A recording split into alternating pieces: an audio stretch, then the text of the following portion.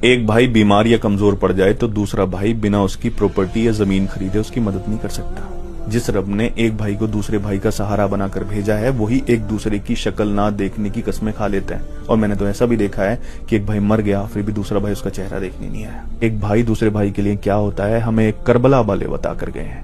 جنگ کی پہلی رات، اگلے دن جنگ تھی، اور اس سے پہلی رات جو تھی نا، سب کو بٹھایا حضرت امام حسین علیہ السلام نے، اور سب کو بٹھا کر کہا کہ جس کو جانا ہو وہ جا سکتا ہے، جنگ چھوڑ کر، میرا ساتھ چھوڑ کر جس کو جانا ہو وہ جا سکتا ہے۔ میں یہاں بیٹھے ہوئے سب کو جنت کی بشارت دیتا ہوں، اگر کوئی چھوڑ کر چلا بھی جائے گا تو اس کو جنت مل جائے گی۔ اور پھر اتنا کہنے کے بعد جو چراغ وہاں جل رہا تھا وہ چراغ بجھا دیا تاکہ لوگوں کو وہاں سے اٹھنے میں، وہاں سے اٹھ کر جانے میں شرمندگی نہ ہو۔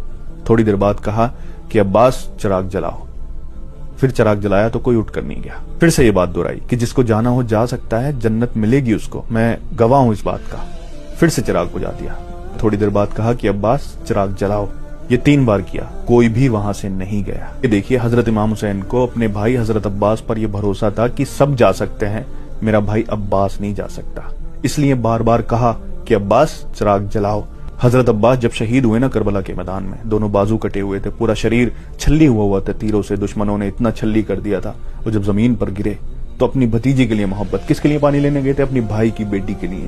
یہ ہوتا ہے بھائی۔ پھر جب گھوڑے سے نیچے گر گئے، حضرت امام حسین نے انہیں اپنی باہوں میں، اپنے بازوؤں میں لیا، تب پتہ ہے وہ کیا کہتے ہیں؟ وہ کہتے ہیں کہ بھائی مجھے میرے جسم کو یہیں دفن کر دینا، وہاں لے کر مت جانا، میں شرمندہ ہوں، اپنی بھتیجی کے لیے پانی نہیں لے جا سکا۔